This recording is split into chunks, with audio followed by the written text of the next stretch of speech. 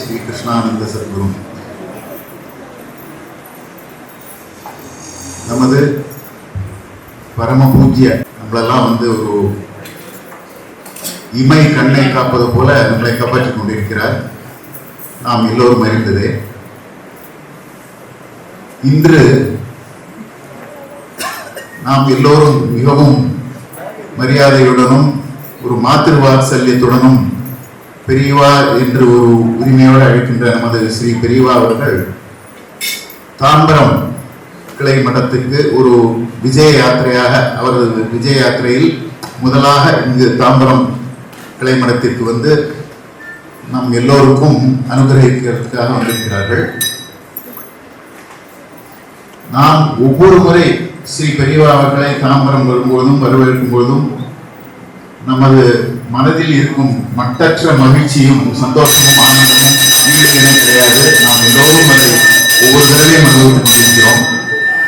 ஆனால் இந்த முறை ஒரு மிகவும் விசேஷம் என்ன என்றால், நாம் எல்லோருக்கும் தெரியும், கடந்த சில நூற்றாண்டுகளில் யாராலையும் சாதிக்க முடியாத அளவிற்கு 7000 ஆவர்த்தி சபர்யா பூர்த்தி, அதாவது ஸ்ரீ சக்கரார்ச்சனை பூர்த்தி பண்ணி அம்பாள் ஸ்ரீவித்யா ராஜராஜேஸ்வரி சுரூபமாகவே அவ அந்த மாதிரி ஒரு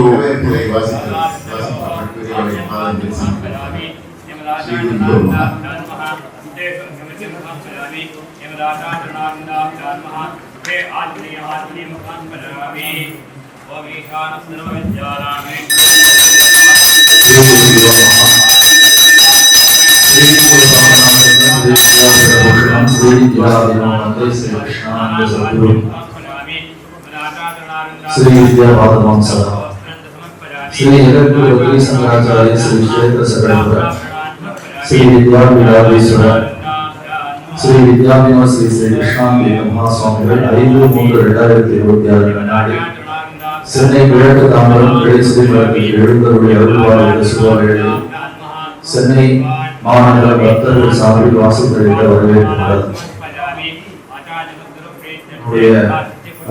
அவர்கள் சிறப்பாக பட்டாபிஷேகங்களை வைபவத்தை பற்றி எடுத்து வைத்தார்கள்.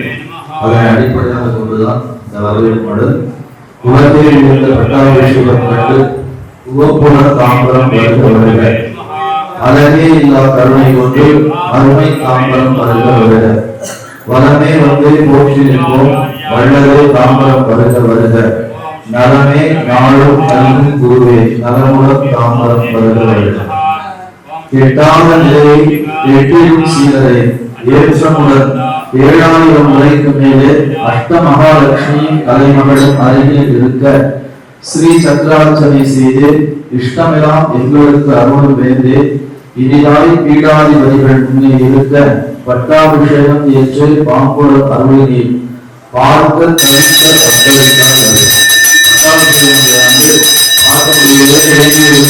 பட்டாபிஷேகம் குறித்த உடனடியாக மிகப்பெரிய காரணத்தோடு நமக்காக அவர்களே அவதாரம் சொல்வது நமக்காக எப்படி கீழே தெய்வங்கள் விலகி வருகிறதோ அதே மாதிரி அம்பாள் நமக்காக நாம பார்க்கலையே தவித்துக் கொண்டிருந்த பக்தர்களுக்காக பார்க்க தவித்த பக்தர்களுக்காக வருகவே தொடர் சக்கரவர்த்தியை என தரணியை வியக்க தாயாகிய அருள் செய்தி உவமானம் ஒன்றை சொல்லுகிறார உன்னத திருவிழா சக்கரபுரத்தின் கண்ணில் அவதார புருஷரை ஆண்டோர் வியக்க அரிய ஸ்ரீ வித்யா மகாசனாரோகணமும் நவமாக அமர்ந்து நல்லருள் புரிந்து நவசங்கர சத்குருவே வருக வருக.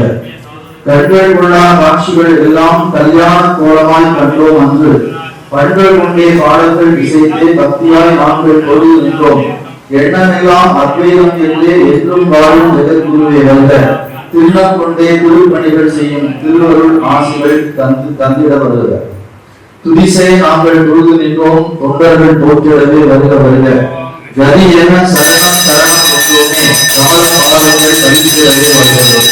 புதிய அத்தியாயம் எழுதிடவே வருகிறது. பொற்காலங்கள் கல்விடவே வருகிறது. அதிகவே ஸ்ரீ வித்யா அவதாரமாய் வந்திருந்த ஆத்மர்கள் ஸ்ரீ கிருஷ்ணானந்தீவே வருக வருகிறது என பணிவுடன் வரவேற்கும் சென்னை மாநகர பக்தர்கள் தாம்பரம் சென்னை 5/3/2026 ஸ்ரீ குருபியோ நமः. विनाशाय अव्यायुः सम्पदाप्तये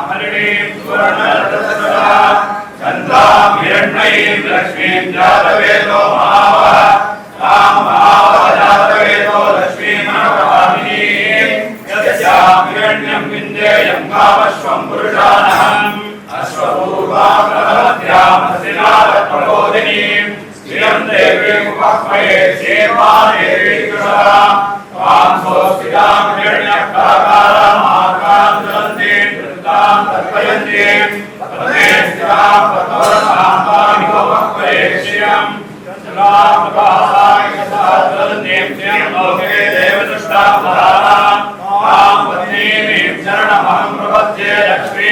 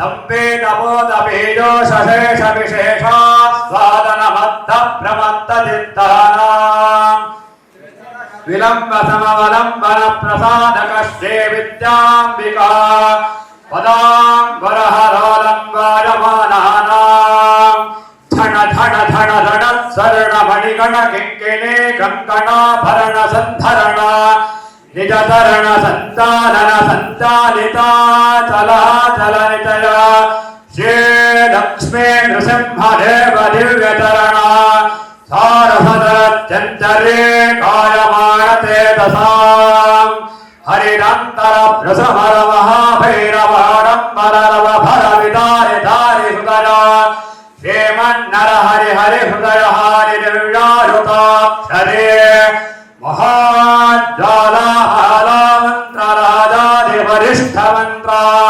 महानुष्ठान परिनिष्ठितैकनिष्ठानाम् जोस्तंत्र दुर्मंत्र दुर्यंत्रादिजन्य कृत्स्न कृच्छ्र कृत्या समुद्धेदका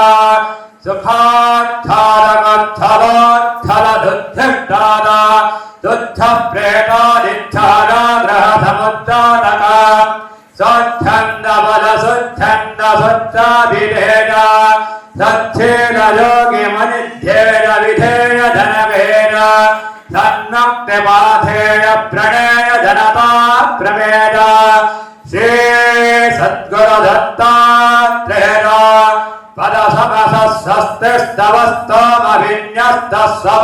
समस्तवस्तमभिन्यस्तस्वस्तभानाम् स्वाङ्गागत जन शङ्का पङ्क निरसना निरङ्कुश ज्ञान सन्ताशमान नमद भयंकर श्री शंकर भगवत्पाद पाद पंकरुह निष्कलंक निरातंक निरहंकार किंकराणाम् महामहिम महनीय मन जल्पन शिल्प विगत विकल्पा कल्प संकल्पा कल्पितानल्प संपत् प्रदान प्रधान प्रकल्प वाञ्छा कल्पलता कल्पानाम् श्रीमत्परमहंस परिव्राजकाचार्यवर्या श्री क्षेत्र सकटपुर श्री विद्यापीठ समधिष्ठितानाम् विशुद्ध समय मताचार प्रवक्तकानाम् परम श्री विद्योपासकानाम् श्री विद्या तपोनिधीनाम् श्री विद्या साधकोत्तमानाम् श्री जगद्गुरु बदरी शंकराचार्य श्री तोटकाचार्य श्री विद्याभिनव श्री श्री कृष्णानंद तीर्थ महासंयमेन्द्राणाम् शरणतामर सपरिसरे साक्राश्रयाम् सविनयम् सभक्तिश्रद्धाम् साञ्जलिबन्धाम् साष्टाङ्गं प्रणमामः।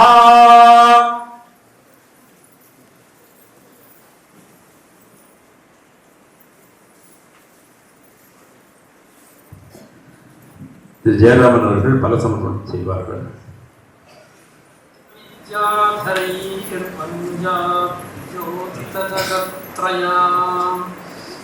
अनवद्यं वचो हृद्यं श्रीविद्यानः प्रयच्छतु आद्यशङ्करसंवन्द्या हृद्या सद्यः फलोदया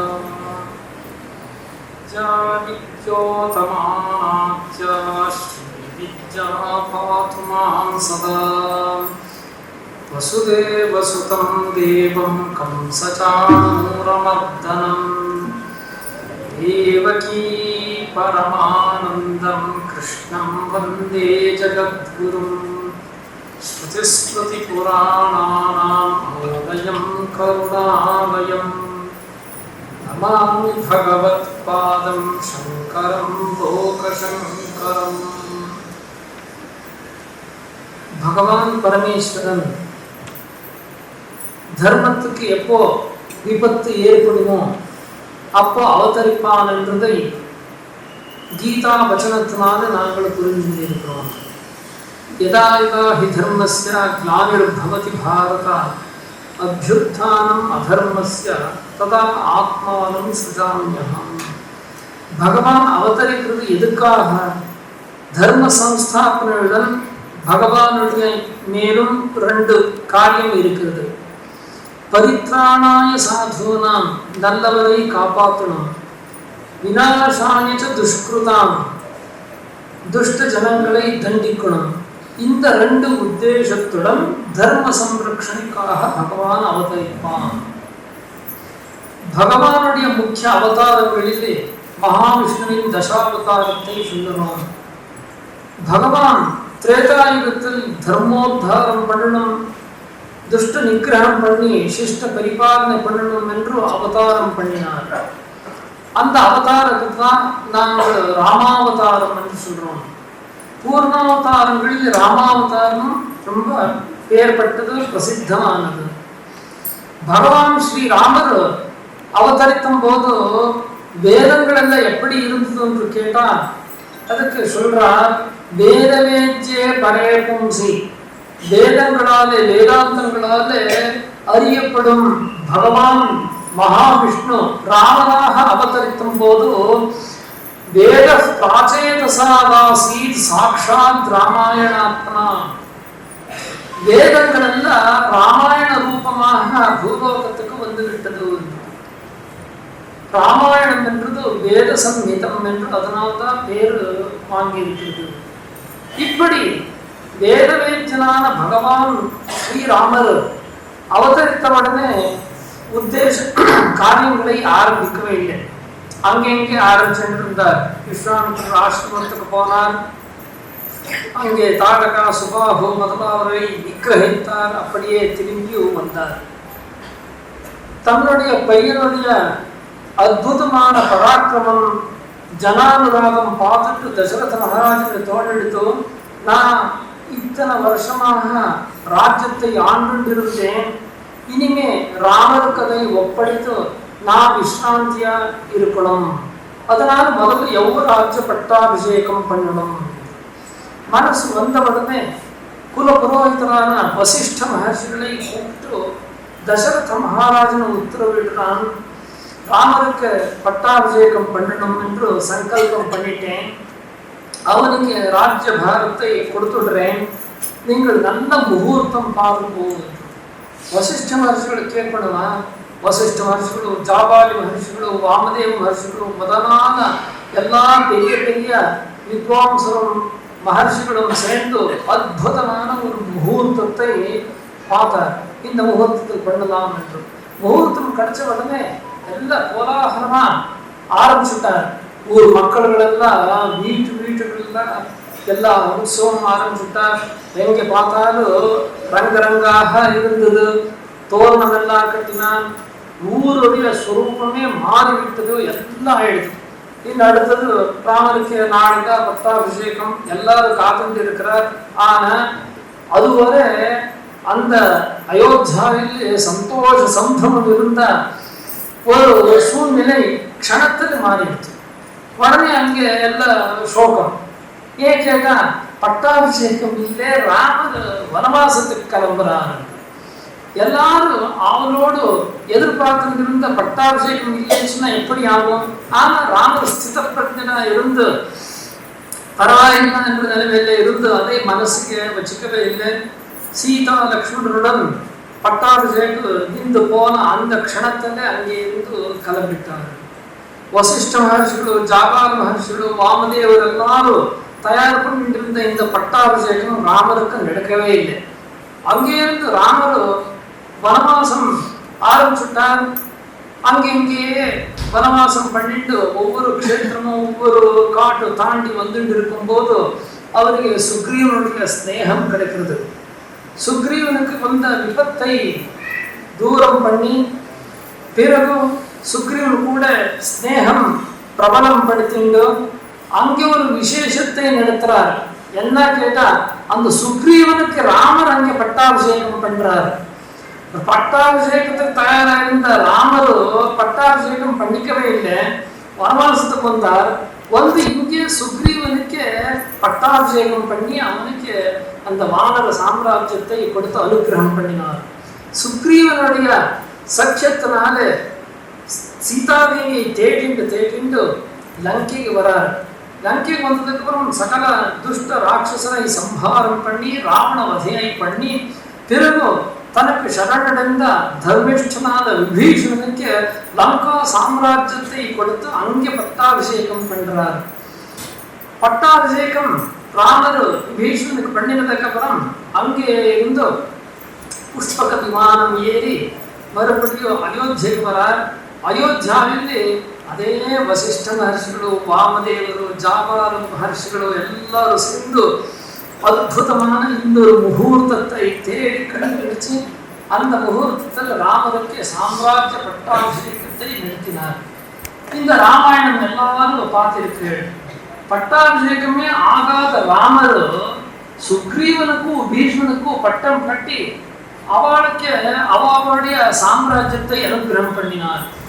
பிறகு ராவண சம்ஹாரம் எல்லா காரியங்களையும் முடிச்சதுக்கு அப்புறம் ராமர் அயோத்தியைக்கு போய் பட்டாபிஷேகம் கொண்டார். அப்பதான் பட்டாபிராமர் ஆயிட்டார் என்று நாங்கள் ராமாயண கதை மூலமாக புரிஞ்சுக்கிறோம். ஆனா ஆச்சரியம் என்ன கேட்டா, ராமர் போகாமலே ராமர் பட்டாபிஷேகம் ஏற்கனவே அந்த மகர்ஷிகளை பார்த்த முகூர்த்தத்தில் ஆகி போயிருந்தது. எப்படி என்று கேட்டா, மகர்ஷிகள் ஒரு முகூர்த்தத்தை சொல்லி பட்டாபிஷேகம் சொன்னாரோ இல்லையோ, அந்த முகூர்த்தம் என்றது மாசக்கணக்கா இருக்கும். அப்படி ஒரு முகூர்த்தம் வாழ்ந்து ராமர் வனவாசத்துக்கு வந்துட்டார். வந்ததுக்கு அப்புறம் ராஜ்யத்தை யார் பார்த்துக்கிறதோ, அப்போ பரதனுக்கு தான் அதிகாரம் இருக்கிறதோ, அவன் தான் இங்க மகாராஜனா இருக்கணும் என்று தீர்மானம் பண்ணினார். வெளியில் போயிருந்த பரதன் வந்தான். வந்ததுக்கு அப்புறம் சொன்னார், பரதன் ஒத்துக்கவே இல்லை, அண்ணனுக்கு சேர வேண்டிய சாம்ராஜ்யம் எனக்கா என்று அண்ணனை நான் எப்படியாவது சொல்லி கூட்டிட்டு வரேன் என்று அண்ணன் எங்க இருக்கிறானோ போறேன் என்று சித்திரகூடத்துக்கு வரார். அங்கே வந்து அங்கே ராமரை பார்த்து ராமரை கிஞ்சி கேட்கிறார், எப்படியாவது அயோத்தியாவுக்கு வந்துட்டு இந்த ராஜ்யத்தை நீ எடுத்துக்கணும் என்று. ராமர் ஒத்துக்கவே இல்லை, பரதன் விடவே இல்லை. ராமர் என் பிரதிஜையை நான் பூர்த்தி பண்ணாமல் வரமாட்டேன் என்று சொல்லிட்டார். சத்திய பராக்கிரமாய் பேர் வாங்கின ராமர் நான் எவ்வளவு கூப்பிட்டாலும் வரமாட்டார் என்று நினைச்சுட்டு உடனே பரதர் என்ன பண்ணினார், நான் சிம்ஹாசனத்தில் உட்கார மாட்டேன், உனக்கு சேர்ந்ததோ உன்னுடைய பிரதிநிதியாக எனக்கு உன்னுடைய பாதுகையை கொடு என்று சொல்லி அந்த பாதுகையை பக்தியா எடுத்துட்டு தலைமையில் தூக்கிண்டு அயோத்தியாவுக்கு வராரு. அயோத்தியாவுக்கு ராமர் கூடையே நான் உள்ள போவேன் என்று சொல்லி வழி நந்தி கிராமத்தில் தங்கி அங்கே அந்த பாதுகாவுக்கு சாம்ராஜ்ய பட்டாபிஷேகம் பண்றாரு. பாதுகை யாருக்கு? ராமருக்கு. பட்டாபிஷேகம் ஆனது யாருக்கு? ராமருக்கு ஆயிருக்கணும். ஆனா அந்த பாதுகைக்கு தான் ஆச்சு. ராமருக்கு அப்புறம் தான் பட்டாபிஷேகம் நடந்தது என்று எல்லாரும் நினைச்சுட்டு இருக்கிறோம். ஆனா ராமருடைய அனுபஸ்தியில் அங்கே பட்டாபிஷேகம் பாதுகா ரூபமாக அங்கே நடந்து விட்டது. அப்போ அந்த ராமரை விட அந்த பாதுகை எவ்வளவு பவர்ஃபுல் பாருங்க. அதனால்தான் பாருங்க, குரு சொன்னா அங்கே குரு பாதுகா என்று வருது. ராமரும் சொன்ன உடனே ராமருக்கும் ஸ்ரீராம பாதுகா என்று சொல்லுவோம். அம்பாளுக்கு அம்பாச்சரண யுகம். ஆச்சாரியர்கள் விபத்து வந்த உடனே என்ன பண்ணணும்னு கேட்டா, ஆபது கிம் கரணீயம். விபத்து வந்த உடனே என்ன பண்ணணும்னு கேட்டா, ஸ்மரணீயம், ஸ்மரிக்கணும். எதை? கண் கண்டதே இல்லாத என்ன ஸ்மரிக்கணும்? அம்பா யுகன் சரண யுகலம், அம்பாளுடைய சரண கவனங்களை ஸ்மரிக்கணும் என்று சொல்லியிருக்கிறாங்க இல்லையோ. அதனால எல்லா இடத்துலும் பவர்ஃபுல் எது வந்து கேட்டா அந்த பாதுகை தான். அதனால்தான் ராமருக்கு சாம்ராஜ்ய பட்டாபிஷேகம் ஆகிறதுக்கு முதல்ல பாதுகா பட்டாபிஷேகமே ஆயிருந்தது. எல்லாரும் நினைச்சுட்டு இருந்தால் சேத்தனம் உள்ள ராமருக்கு பட்டாபிஷேகம், ராமருக்கு பட்டாபிஷேகம் என்று. ஆனா தெய்வ சங்கல்பம் எப்படி இருக்குது பாருங்க. ஒன்றும் பண்ண முடியாத அந்த பாதுகை அச்சேதனம், அதுக்கு எந்த சேத்தனமும் கிடையாது. யார் யார் போட்டுட்டாங்க அதை சுத்த முடியும். அப்படி இருக்க ஒரு பாதுகைக்கு சிம்ஹாசனம் மேலே உட்கார்ந்து பட்டாபிஷேகம் கொள்ற யோகம் சொன்னா அது எப்படி விதி விலாசம் இருக்குதா? ராமருக்கு முதல் ராம பாதுகைக்கு பட்டாபிஷேகம் நடந்துவிட்டது. இப்படி பட்டாபிஷேகம் என்ற விதானத்தை நாங்கள் ராஜ மகாராஜர்களுடைய சரித்திரத்தில் பார்க்கிறோம். ஏன்னா ராஜ்யாதிகாரம் கிடைக்கணும்னு சொன்னா அந்த பட்டாபிஷேகம் நடக்கணும். இன்னொரு பட்டாபிஷேகம் பார்க்கணும்னு சொன்னா அது சத்குரு பட்டாபிஷேகம் தான். ஏன் கேட்டா அவளுக்கு அந்த குருத்துவ பிராப்தி வருதோ, தர்மாதிகார அதிகாரம் கிடைக்கிறதோ எதனால கேட்டா இந்த பட்டாபிஷேகத்தினால. அந்த பட்டாபிஷேகம் சாஸ்திர முறையாக 2 விதத்திலே பார்க்கிறோம். 45 வருஷத்துக்கு முதல் நான் ஸ்ரீமட்டத்துக்கு வந்தபோது சன்னியாசி தீட்சையில் எனக்கு மத்தியானம் பட்டாபிஷேகம் பண்ணணும் என்றெல்லாம் நினைச்சுட்டு இருந்தார். ஆனா சன்னியாசம் ஆகுறதே ரிஷப லக்னத்திலே, அதாவது 12-20 ஆச்சு. அதுக்கப்புறம் நடக்க வேண்டிய விதி விதானங்கள் முடிவுறதே 2:30 ஆச்சு. பட்டாபிஷேகம் இன்னும் அடுத்தது வேற ஏதாவது நாளில் பார்க்கலாம்னு நினைச்சுட்டு இருந்தா அப்போ அசம்பவம் நடந்து அந்த பட்டாபிஷேகம் கூட அங்கே நின்று போயிடுது. அது நடக்கவே இல்லை. அப்புறமா அந்த புரோகிதர் இப்பதான் சமீபத்தில் ஒரு போயிட்டார். அந்த புரோகிதர் 3 நாள் வந்து ஸ்ரீமட்டத்தில் அதிகாரிகள் சொன்னார், ஒரு விதி விட்டு போயிருக்குதோ அது பண்ணணும். அப்போ ஸ்ரீமட்டத்துக்கு இருந்தா அந்த வசதி பத்தலை. அதனால அந்த அல்ப வசதி இப்போ தோன்றது எல்லாருக்கும் இவ்வளவுதான் வாங்குறோம். அப்போ பெரிய தொகையா இருந்தது. 500 ரூபாய் செலவாகும். எல்லாரும் மீட்டிங் பண்ணி இது நமக்காக இப்போதைக்கு முடியாது. பட்டாபிஷேகம் அப்புறம் பண்ணலாம்னு சொல்லி அது நின்று போயிடுது. அதுக்கப்புறம் அந்த நினைவே யாருக்கும் கிடையாது. ஏதோ ஸ்ரீமட்டத்தின் உத்தேசமாக அஷ்டமங்கலம் பார்க்கும்போது அந்த விஷ்ணு நம்பூதிரி என்றவரும் வாசுதேவ ஜோயில்ஸ் என்றவரும் பார்க்கும்போது 2 பேருக்கு அவர் வேற எந்த விஷயமும் தெரியாது, ஒன்றும் தெரியாது. அவன் வந்துட்டு ಎಲ್ಲ ಶ್ರೀಮಠದ ಪತ್ತಿ ಎಲ್ಲ சொல்லும்போது ஆச்சாரியாளுக்கு இன்னும் தர்மாதிகாரம் என்றது சாஸ்திர முறையாக நீங்கள் பண்ணி கொடுக்கலையே. எல்லாம் பார்க்கும்போது கடைசி பார்த்தா இப்படி ஆயிருக்கிறது என்று விஷயம் தெரிஞ்சது. அப்போது பண்ணணும்னு சொன்ன உடனே ஸ்ரீகாரியம் உற்சாகமாக இதை நடத்தணும் என்று சங்கல்பம் பண்ணினார். எப்போ பல வருஷங்கள் முதல் 10 வருஷமே ஆச்சுன்னு நினைச்சுக்கோங்க. ஆனா அதுவரை இது பட்டாபிஷேகத்துல ஒன்றும் இது நடக்கவே இல்லை. அதுவரை ஸ்ரீகாரியம் ஒரு வருஷத்துல உற்சாகமா இது இந்த வருஷம் பண்ணணும்ன்று தயார் பண்ணணும்ன்று உட்காருவார். ஆனா அது மறுபடியும் தள்ளி போறது. தள்ளி போய் 10 வருஷம் வரை எல்லாம் ஆச்சு. ஸ்ரீராமர் 14 வருஷம் வனவாசம் போல இது ஒரு 10 வருஷம் தள்ளி போய் ராமருக்கும் சுக்ரீவருக்கும் விபீஷண இவாளுக்கெல்லாம் கிடைக்காத ஒரு அவகாசம் எனக்கு கிடைச்சது. என்ன கேட்டா அவையெல்லாம் பட்டாபிஷேகம் ஆனதுக்கு அப்புறம் இனிமே நம் ராஜ்யத்துக்கு இவரு பிரதான மந்திரி, இவர் மகாமாச்சரு, இவர் சேனாதிபதிகளு, இவர் கஜாஞ்சி, அதாவது குபேரன், இப்படி எல்லாம் நியமனம் பண்றாங்க இல்லையா. அந்த மாதிரி நியமனம் பண்ற அவகாசமே எனக்கு கிடைக்கல. ஏன் கேட்டா இது நடக்கிறதுக்கு முதல்ல நமக்கு ஒரு மகாமாச்சா, அதாவது ஸ்ரீகாரியம் கிடைச்சிட்டாரு. அதுக்கப்புறம் பிரதான மந்திரிகள் கிடைச்சிட்டாரு. அதுக்கப்புறம் நமக்கு கஜாஞ்சி, அதுக்கப்புறம் மும்பையில இருந்து அங்கிருந்து எல்லாம் வந்த ஒரு சேனாதிபதி தண்டநாயக்கர் அந்த போஸ்ட் எல்லாம் கிடைச்சிட்டாரு. ஆனா விசேஷமாக இந்த பட்டாபிஷேகம் பண்ற சுப சந்தர்ப்பத்திலே ஸ்ரீமಠத்துக்கு ஒரு காமதேனு கிடைச்சிருச்சு. இந்த ಕಾಮಧೇನು ಸ್ವರ್ಗದಲ್ಲಿ இருந்தது. அப்புறம் வசிஷ்ட மகர்ஷி ஆசிரமத்தில் நந்தினி ரூபமாக இருந்தது. அந்த காமதேனு நம் ஸ்ரீமಠத்துக்கு கிடைச்சதுன்னு சொன்னா அது ஒரு விசேஷம் ஐயா. ராமருக்கு பட்டாபிஷேகம் பண்ணணும் என்று முகூர்த்தம் பார்த்தவர் வசிஷ்டர். அவர்கிட்ட அந்த காமதேனு நந்தினி இருந்தது. அதுக்கப்புறம் அந்த ராமருடைய நினைவோடு ஸ்ரீராமச்சந்திரனுடைய பேர் வச்சுருக்க என்னுடைய குருநாதனுடைய இடத்துக்கு வர்ற காரணம் அங்கே வரும்போது காமதேனு இல்லைன்னு சொன்னா எப்படி? அதனால அந்த காமதேனும் நமக்கு கிடைச்சிருச்சு. காமதேனு இருந்தது 2 இடத்துல, ஒன்று சொர்க்கத்துல, இன்னொரு வசிஷ்டர் ஆசிரமத்தில். அதே மாதிரி இப்போ இந்த சகடபுர ஸ்ரீமಠದ ஆசிரமத்தில் காமதேனு இருக்கிறது சொன்னா அது ஒரு விசேஷம். இந்த கிடைச்சதுக்கு அப்புறம் தான் இந்த யோகம் தீர்மானமாச்சு என்று தோன்றது.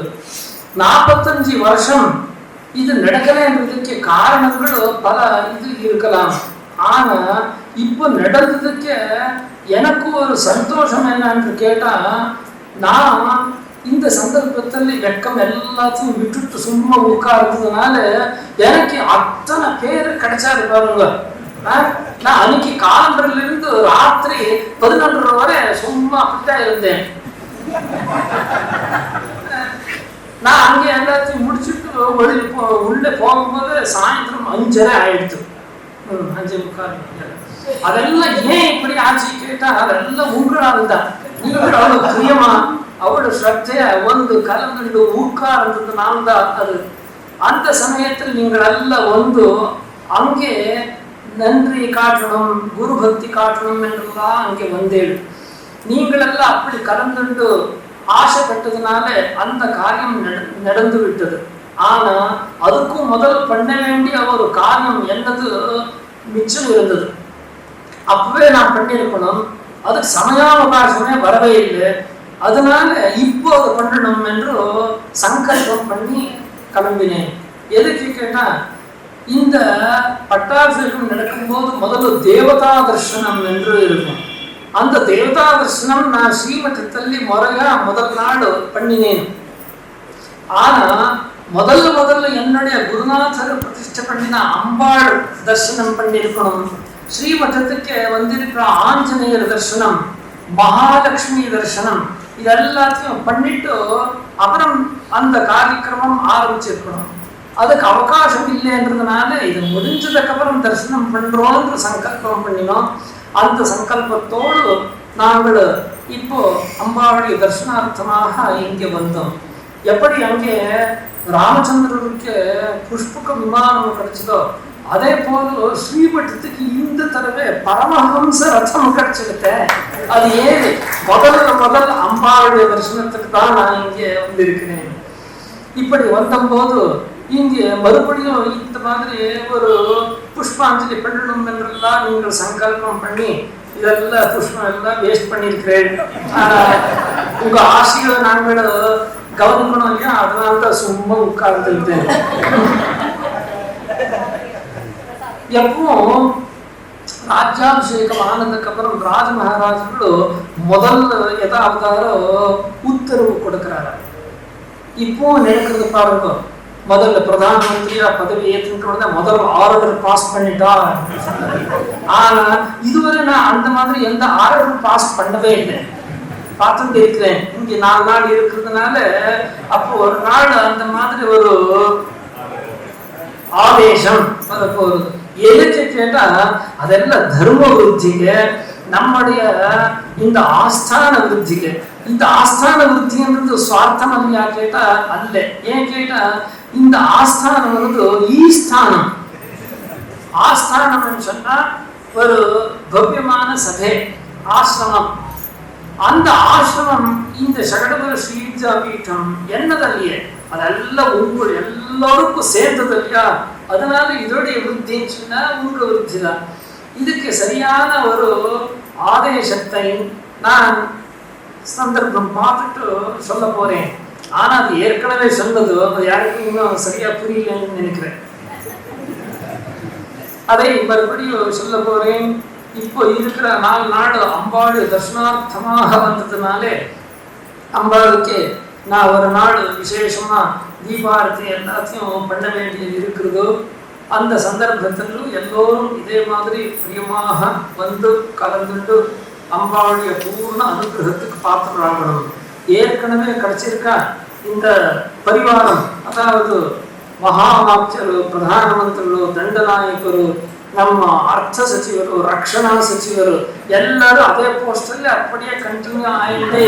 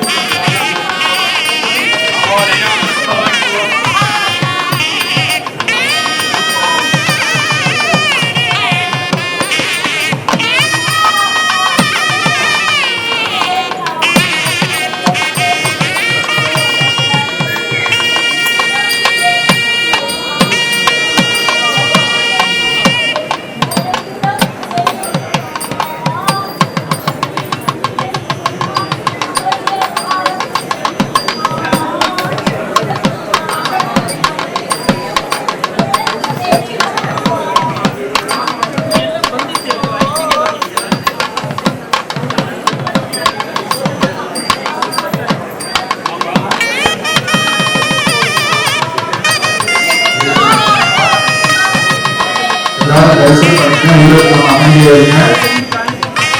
வேகமா வந்து தரிசனம் பண்ணிட்டு அம்பாவை தரிசனம் பண்ணிட்டு எல்லாருக்கும் மகா பிரசாதம் வந்து அம்பாவை தரிசனம் கொடுத்து எல்லாரும் மகா பிரசாதம்